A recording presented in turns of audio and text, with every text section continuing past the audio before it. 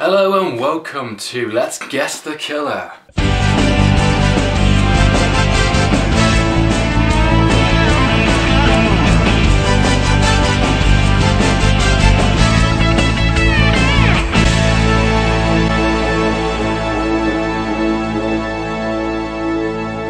On tonight's episode of Let's Guess the Killer, we're going to be taking a look at Urban Legends 2, The Final Cut. And believe me, I wish this was the final cut. So let's take a look at our suspects. Take two. To film them. The movie Is it her? is Is it this guy? about a serial killer whose murders are all based on urban legends. That's pretty cool. Is it her? Is it this guy? Is it that guy? You know what? I'm burning with anticipation. I'm going to take a look, a little sneak peek at who the killer is. Be right back. Son of a bitch! I wasted 1 hour and 30 minutes to find out he was that person. And for that motivation? Are you kidding me? Yeah, here's the review.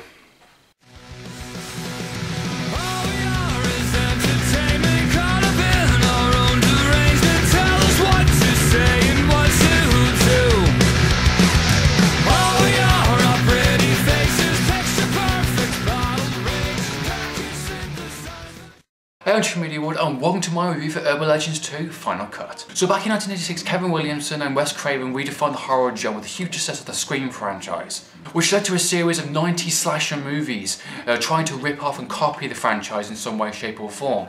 Films like Cherry Falls, I Know What You Did Last Summer and of course Urban Legends. Now I've only seen the first film twice now and I think it's okay. It's not the best kind of horror movie, slasher movie. It's definitely better than some ones that I've seen previously. You know, it has some good ideas here and there. Some of the death kills are quite entertaining and it does have a horror legend in it. Freddy Krueger himself is in the movie. So, you know, it's got some good entertainment value in it. I haven't seen the movie in a long time. It's not a movie that I would actually own in my collection. But, I don't know, I didn't think it was a bad movie. I didn't think it was a great movie. It was just an okay slasher movie.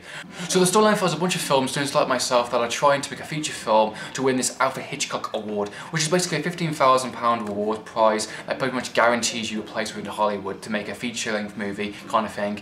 And that's what the kind of motivation for the characters are in the movie. And of course, someone is killing off, you know, these kind of directors and actors and people in the sets, and it becomes a bit of like a Scream parody in a way. And basically this young girl, the main kind of, you know, protagonist of the movie, wants to make a movie based upon an urban legend, based upon a tale that happened within the first movie, coincidence kind of thing.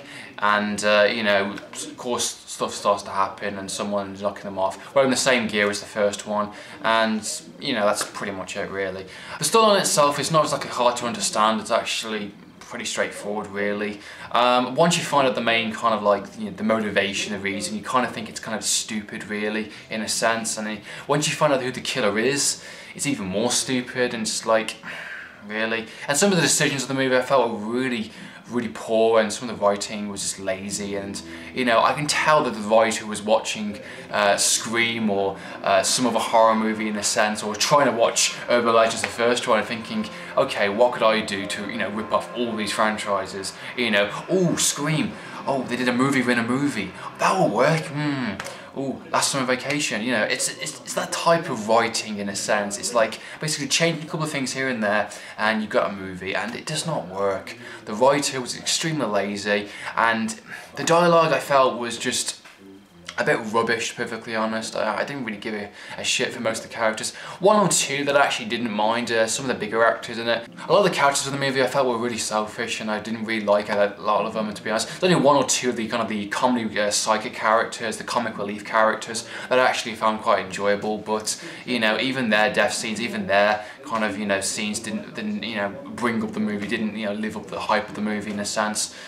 Being it's a slasher movie, I was expecting some really interesting death scenes, you know, some really interesting kind of, you know, death kills. Some of it was kind of paying tribute to the kind of Alfred Hitchcock, especially, you know, the death cam kill in a sense, but yeah, I've seen it done before. You know, most of these deaths and the, you know, the way they've been killed, it's been done before and it's been done much better. At least the first one had some, you know, variety in terms of, you know, the way they kill off their characters. It's the first major kill. I wasn't really sure if it actually was the first kill or just another kind of the trick again kind of thing, because it looked so fake. And to be perfectly honest, actually thinking about that first kill now, it does not make any sense with the rest of the movie. Basically the first kill is basically a person wakes up in a bathtub in a sense, and a kidneys have been taken out, placed upon a table, and the killer's in the back room just cleaning his knives and scalpels, and then all of a sudden, of course, the person gets killed quite violently by a head chopped off, and it's like, okay. Then when you reveal the killer later on with the movie and the motivation, why is he taking such great pleasure in killing all these people in very nasty ways? And why the fuck does he take out, you know, the kidneys, for God's sake? It's just like, it doesn't make any sense. It's just like, okay, the motivation is kind of there in a sense, and you can sort of like, even know how crap it is really, it does not make any sense why he would take out liver, and it just, you know, some of the other deaths later on makes more sense, like gunpoint or stab wounds caused or beaten caused, those type of kills, but you know, kidneys really. The ending of the movie is a bit disappointing. They reveal the actual killer and the motivation behind him is just, you know, really kind of thing. That's the best you could do. And then there's some of the confrontation scenes. There's one scene where, like, you know, of course the killer and, you know, the main protagonist, you know, got guns all over the floor, and all of a sudden the prop guns go everywhere, and it's a bit of like a roulette in a sense of who's got the real gun. It's like, seriously, kind of thing, you know, and it's just like meh.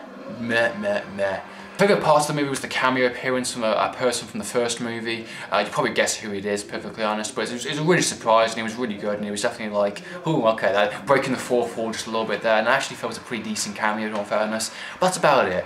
I definitely would not recommend this movie. Do not watch it, there's no point. Only watch it if you're drunk and you get some pizza and you just, you know, want to laugh at how bad this movie is, seriously. That's been my review for Urban Legend 2, The Final Cut. I hope you enjoyed watching this review. Have you seen the movie? What did you think? Have you seen the first movie? Have you seen the third movie, Bloody Mary? Kind of thing. Comment down below, I'd love to know your opinions. So me, not interesting.